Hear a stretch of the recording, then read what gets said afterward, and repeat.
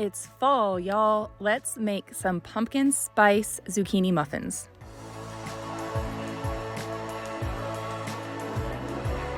Hey friends, today we are going to be making these pumpkin zucchini muffins, and these are the ingredients that we are going to need. A cup of sugar, a cup of brown sugar, half a teaspoon of Redmond's real salt. You can get this 15% off, linked down below in my video's description. 2/3 a cup of some kind of vegetable oil. Today we're going to be using coconut oil.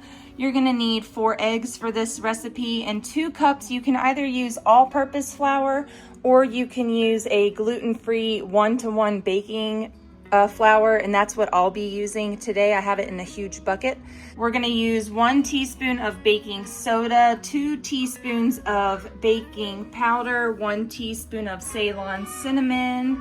You can do 1 to 2 teaspoons of your pumpkin spice. It's up to you, but I'm gonna go a little bit heavy on that. 2 cups or a 15-ounce can of pumpkin puree, and 2 cups of shredded zucchini for this recipe. As well, you can also add a teaspoon of blackstrap molasses. This is just gonna add some extra nutrition, some extra iron into the recipe, and it's not really noticeable. And then I add about a teaspoon of vanilla extract.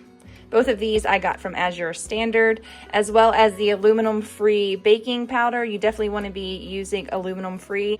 You can add chocolate chips. I'm not going to do that today. I'm going to be adding 1 cup of walnut pieces. And if you need a visual of the recipe, go ahead and screenshot this now. I'm going to back up and you can screenshot the whole portion or each section at a time.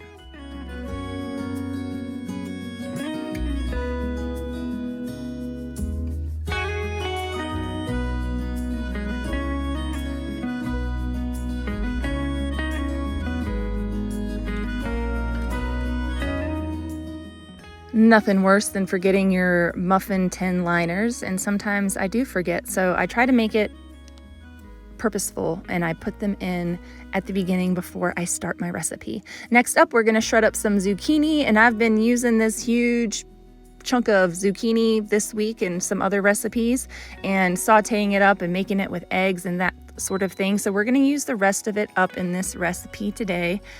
What a perfect way to use up some vegetables in your fridge, especially with the abundance of produce that we have right now. I'm also going to use 2 cups of pumpkin puree from a can, and I stocked up on pumpkin puree back right around pandemic time when there was a pumpkin puree shortage. And then when there was pumpkin back in the store, I bought 12 cans, and I still have many of those cans, so we're going to be using them throughout this fall season for a variety of recipes. I'm also cracking in 5 pastured eggs that I get from my neighbor down the road. Look at how yellow those yolks are. Next up, we are going to start melting our coconut oil in this small cast iron skillet. Now let's gather all of our dry ingredients. We are going to do 3 cups of all-purpose flour, but I'm using the gluten-free 1-to-1 baking flour. Then we're going to do 1 teaspoon of baking soda. Next, it's 2 teaspoons baking powder, and I use the Rumford's aluminum-free baking powder. 1 teaspoon of pumpkin spice. I'm going to do a heavy teaspoon, and a heavy teaspoon of cinnamon. Love those warming spices. I'm also going to do a half a teaspoon of salt, and you're going to see me add it at some point in this recipe. I can't guarantee when. I always forget salt until the last minute. I don't know if that's something that you do, but it's consistent in my life. There's many times you guys have probably witnessed me throwing salt in something after the fact. All right, I'm also going to mix up the wet ingredients with the sugar. So we're doing 1 cup of organic cane sugar and 1 cup of brown cane sugar. And then we're also going to be adding some molasses and some vanilla later on in this video. Those are an afterthought. You don't have to add those to your recipe, but I have them and I want to put in the extra iron that is in the blackstrap molasses. And I just love vanilla, so I'm going to add a little bit of that in here too, but it's not necessary. We also want to mix in our coconut oil to our wet ingredients. So when I warm the coconut oil, I just barely warm warm it to melt. I don't get it hot because you don't want it to go ahead and cook the eggs and your wet ingredients. So just warm it up so you can mix it in, and then be careful when you mix it in. So many times I have splashed oil all over my kitchen from doing that. So there's my vanilla and the blackstrap. I love adding blackstrap to recipes, blackstrap molasses whenever I can to recipes. You can use it in your brown baked beans and so many other ways that you can use it. You use it to make brown sugar, but I did not do that today. I found some brown sugar in my cabinet that we needed to use up. And we're gonna mix our dry ingredients into our wet ingredients and get those nicely incorporated.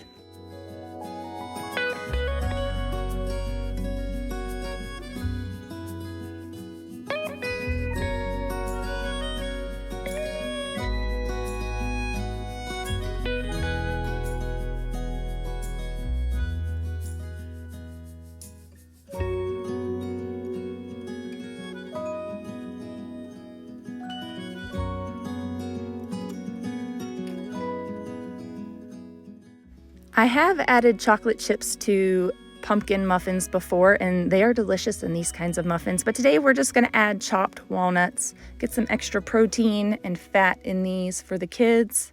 They're going to be really tasty. So normally I would chop the walnuts up smaller, but this time I just used the walnut pieces. So they were a bit chunky in the muffins, but nobody seemed to mind. The kids love these muffins. So we are going to get these scooped up. I'm using a cookie scoop. It's a small ice cream scoop, and we're doing 2 scoops per muffin. And you just want to make sure it's about 2/3 full in your muffin tins. Right now the oven is preheating at 350 degrees Fahrenheit. You know, that's something I often forget to mention in these recipes too. So you can preheat it at the beginning of your recipe. Sometimes I forget and I start preheating it now, and then by the time I get all the muffins dished up, it's warmed up and ready to go.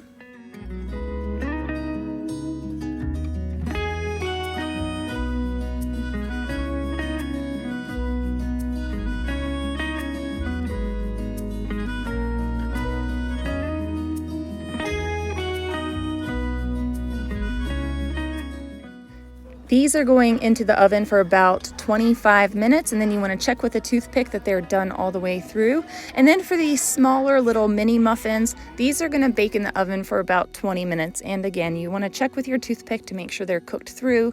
Add a few more minutes if you need to, or less if it needs less time, depending on your oven, your elevation, and all of that. I know all of our homes are slightly different, our ovens are slightly different, so I know my oven tends to run a little hot, tends to cook a little faster, so I have to be careful when I follow recipes, and I have to check about 10 minutes before the recipe is done. Some recipes I start checking, so I'll start checking every 5 minutes from that mark.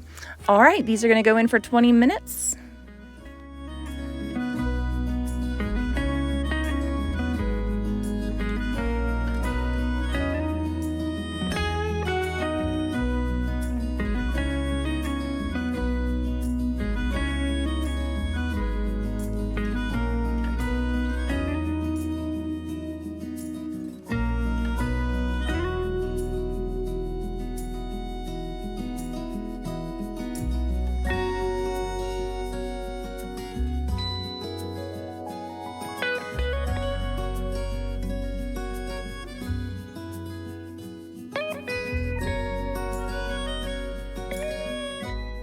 Thank you so much for joining me today for this fall recipe. I hope you click subscribe. I hope you hit the thumbs up button and give this video a like, and ding that notification bell so that you can stay up to date with all of Rouse Rising. See you in the next video.